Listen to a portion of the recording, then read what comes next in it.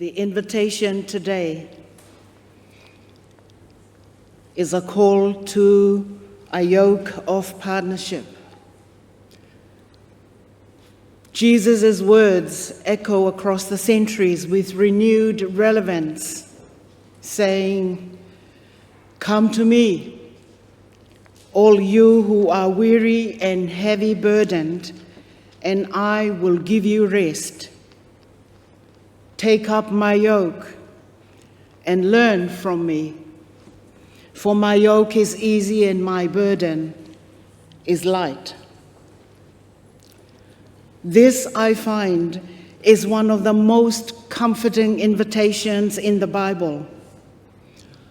It's a direct call to anyone who is exhausted by the heavy loads of life, whatever it may be. Guilt or legalism. But Jesus contrasts the heavy, oppressive demands of religious legalism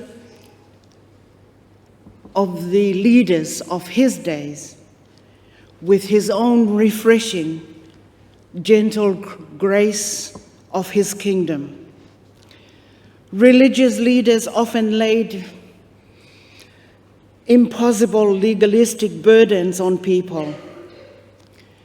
Jesus here invites his followers to take up his lighter, easier yoke, which is a life that is rooted in love, in grace, in mercy. And with that is the promise of an inner peace and relief, spiritual rest to all who are exhausted, emphasizing that this truth is revealed to the humble rather than to the proud and the self-righteous. Our reading today begins with Jesus using a parable about some stubborn children, if I call it that, to criticize the public's fickle behavior. The analogy of children playing with some who are simply impossible to please. They reject whatever game is proposed. Jesus likens the folks of this generation to children who refuses to go along with the rules of the game. When urged to act joyfully, they wouldn't dance. When the situation calls for gloom, they won't mourn. But this metaphor that Jesus applies the same to how his contemporaries judged both Jesus himself and John the Baptist. John the Baptist lived a very strict ascetic lifestyle. He didn't eat rich food or drink wine, and critics said he was too extreme and accused him of having a demon. Jesus came and lived normally, eating, drinking, spending time with outcasts like tax collectors and sinners. The critics went the other way, accusing him of being a glutton and a drunkard.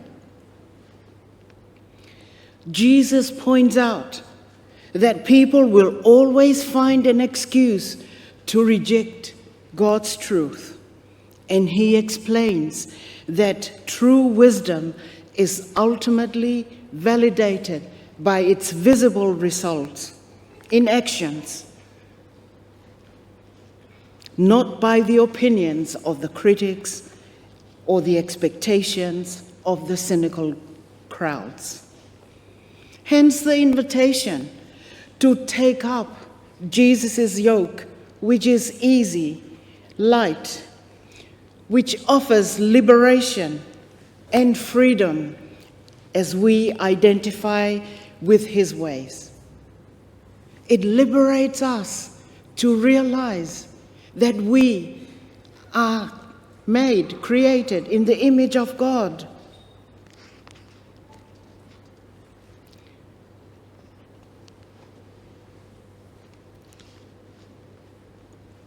And this yoke is to be taken in partnership. A yoke, I'm led to believe, is a farming tool that joins two animals together to share a heavy load. And a yoke of partnership is the metaphorical term that is referencing very deep, binding collaborations of shared labor, shared values, shared purpose, and shared direction. The yoke of partnership means just that, a partnership. Being in partnership with Christ, it means we are not living and doing life alone. We are yoked together, so our burdens becomes lighter. It's also an opportunity for new learning together.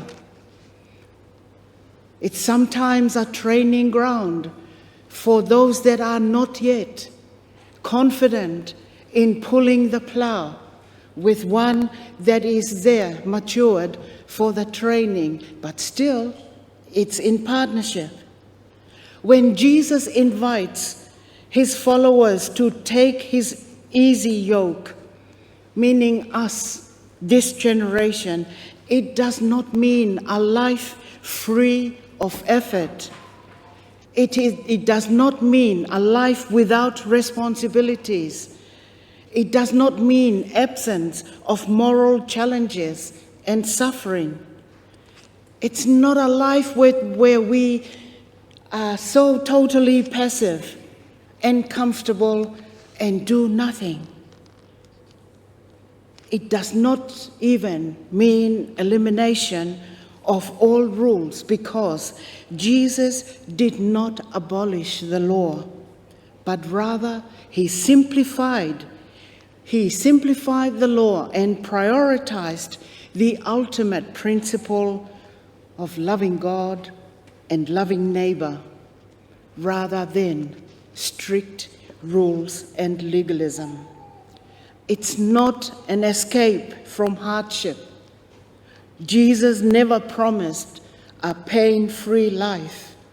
Instead, he promises a deep internal peace where one is free to think for themselves, offering rest for the soul despite any external struggles.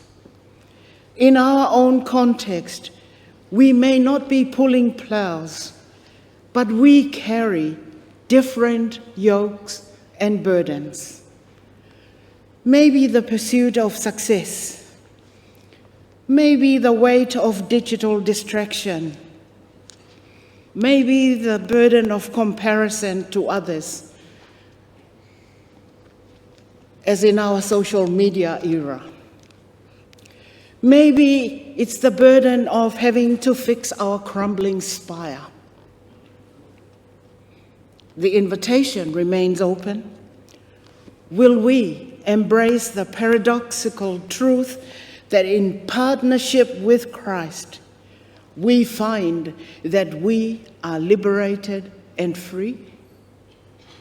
Or will we resist that very yoke, being yoked to Christ, that sets us free? A partnership with Christ, with Jesus, means an active, collaborative relationship with mutuality of trust, where we walk alongside him who aligns our life with his teachings.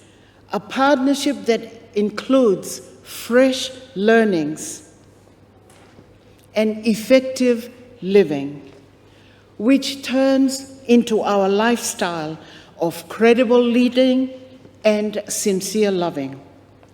Walking in partnership with Jesus does not mean a life without challenges, but rather an experience where his power and presence lighten our burden internally, saves us from stress, and saves us from our own self. The relief, though, is not freedom from all obligations and accountability. It is a promise of a way that brings that freedom, a life of connection to God that leads to liberation of oneself and also one's neighbors. Partnership with Christ is a way of imitating Jesus' ways. And the promise is that he will not ask us to do anything that he won't do. We are in this together, yoked in partnership, a yoke of partnership always. Amen.